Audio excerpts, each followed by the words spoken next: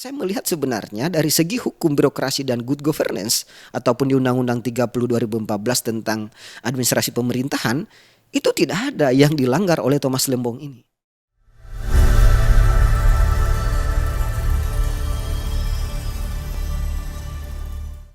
Bismillahirrahmanirrahim. Assalamualaikum warahmatullahi wabarakatuh. Kembali lagi bersama saya Dr. Hamrin SH MH MSihan dalam program Hamrin Speak Up yang merupakan bagian daripada Hamrin Channel. Para pemirsa yang saya banggakan hari ini, jadi pada dasarnya saya mencoba hari ini adalah membahas terkait dengan bagaimana hasil putusan daripada Thomas Lembong yang dimana divonis 4 tahun setengah dengan denda 750 juta rupiah. Bagi saya sebenarnya melihat dari segi hukum ketatanegaraan maupun dari segi hukum birokrasi dan good governance, mestinya putusan terhadap Thomas Lembong ini mestinya putusan bebas murni. Mengapa saya katakan demikian? Karena saya hari-hari menggeluti ataupun mengajar di bidang hukum birokrasi dan good governance, itu saya melihat di sini adalah bahwa persoalan ataupun kasus Thomas Lembong yang dibawa ke hukum pidana dalam hal ini tindak pidana korupsi bukan merupakan perkara pidana. Kenapa saya katakan demikian? Karena perkara Thomas Lembong ini mestinya merupakan bagian daripada hukum administrasi negara. Saya mencoba membedah ataupun melihat dari hukum birokrasi dan good governance. Itu saya menemukan ternyata dari proses awal sampai pada tahap akhir itu tidak ada pelanggaran ataupun kejahatan yang dilakukan oleh Thomas Lembong dalam perkara impor gula di tahun 2015-2016. Kita tahu bersama bahwa Thomas Lembong ini merupakan Menteri Perdagangan pada tahun 2015-2016 di mana pada saat itu presidennya adalah Joko Widodo. Dalam pengambilan keputusan ataupun pengambilan kebijakan, prosedur yang ditempuh oleh Thomas Lembong ternyata sesuai dengan mekanisme perundang-undangan. Misalnya saya kasih contoh dalam perkara ini, itu pertama impor gula ini itu adalah atas perintah presiden. Atas perintah presiden, kemudian juga sudah melalui rapat bersama menteri terkait. Jadi di situ adalah ketika hasil tersebut maka Thomas Lembong sebagai pengambil kebijakan ataupun yang punya kewenangan untuk melakukan impor pada saat itu, makanya beliau mengeluarkan yang namanya diskresi. Diskresi yang dikeluarkan oleh Thomas Lembong itu adalah merupakan mekanisme yang diatur dalam undang-undang, yaitu dalam Undang-Undang Nomor 30 Tahun 2014. Undang-Undang Nomor 30 Tahun 2014 itu tentang administrasi pemerintahan, terutama di pasal 1 angka 9 itu berbicara tentang diskresi. Diskresi tersebut merupakan keputusan yang diambil oleh pejabat yang punya kewenangan dalam hal ini dalam mengatasi persoalan-persoalan yang konkret. Dan karena itu adalah persoalan yang konkret pada saat itu, di mana sudah dinyatakan bahwa pada tahun 2015-2016 itu masyarakat kekurangan gula. Dalam artian adalah masyarakat Indonesia itu membutuhkan gula karena memang tidak memadai pada saat itu. Makanya jalan terbaik adalah dilakukanlah impor. Apakah mekanisme yang diambil oleh Thomas Lembong itu sesuai prosedur? Itu sesuai prosedur. Karena dia pejabat yang punya kewenangan untuk itu pada saat itu.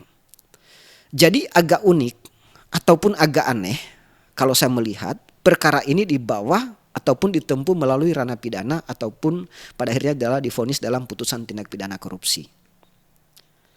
Karena di sini adalah bukan persoalan pidana sebenarnya, ini adalah persoalan administrasi.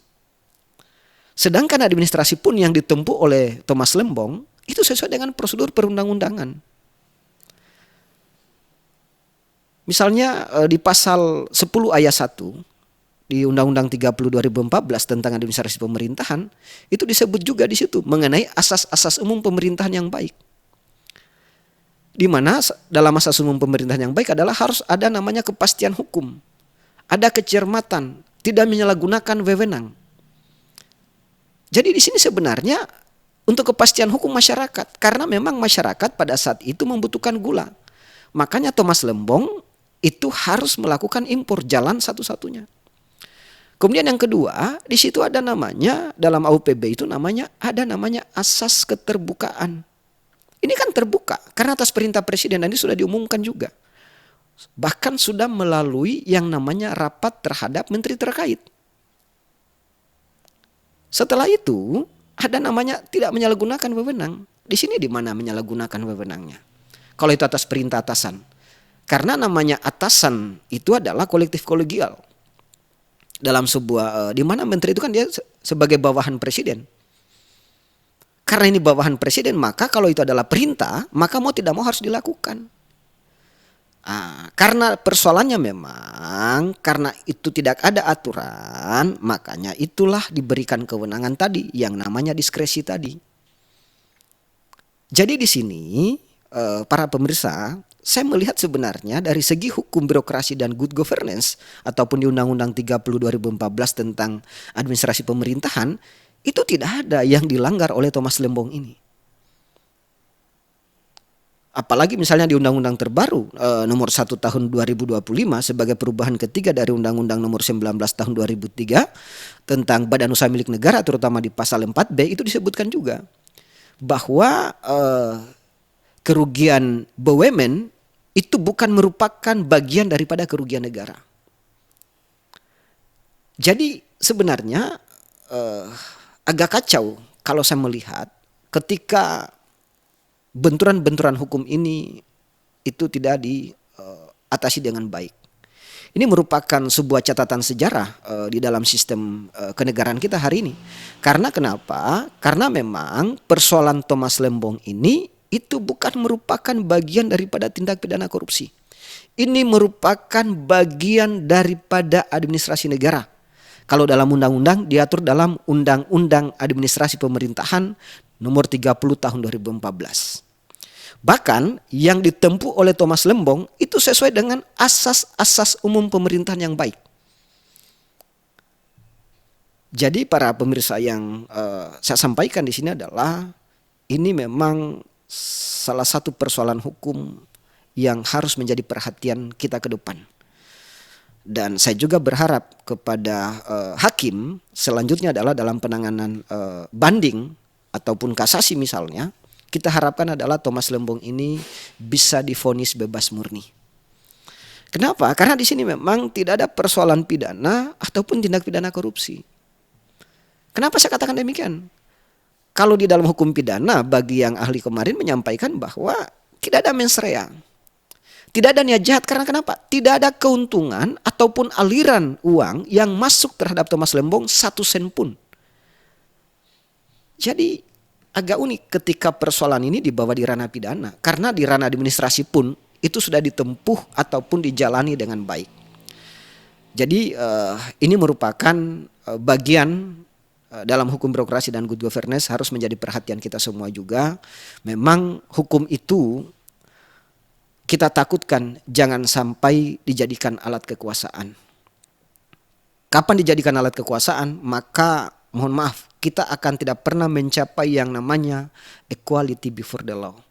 Persamaan hukum di hadapan, persamaan orang di hadapan hukum itu sama, itu tidak akan ada gunanya kalau hukum dijadikan alat kekuasaan. Makanya kita inginkan adalah bagaimana hukum itu bisa dijadikan sebagai panglima untuk menjadi rujukan dalam proses-proses baik itu pembuatan maupun penegakan hukumnya. Karena dari situ kita menginginkan bisa tercapai yang namanya tujuan hukum. Bagaimana yang namanya kepastian, bagaimana yang namanya keadilan, dan bagaimana yang namanya kemanfaatan. Saya tambahkan lagi satu, sebagaimana disampaikan Austin, bahwa hukum itu yang diharapkan adalah bisa mencapai yang namanya kebahagiaan. Makanya kepada para pemirsa yang ingin saya sampaikan bahwa Thomas Lembong ini bagi saya bukan persoalan pidana ataupun tindak pidana korupsi, tapi ini merupakan persoalan administrasi. Maka dengan demikian kita menginginkan adalah perkara ini ketika melakukan banding kita berharap bisa dibebaskan Thomas Lembong. Jadi itu secara singkat dari saya yang bisa saya sampaikan, saya inginkan kepada para pemirsa untuk bisa like, share, dan subscribe terkait dengan Hamrin Channel ini. Semoga kita bisa mengikuti perkembangan-perkembangan hukum ataupun politik kebangsaan kita ke depan, agar kita bisa memberikan masukan, tanggapan maupun saran-saran untuk perbaikan ataupun solusi dalam konteks-konteks berbangsa dan bernegara. Demikian dari saya, mohon maaf billahi taufiq wal hidayah. Assalamualaikum warahmatullahi wabarakatuh.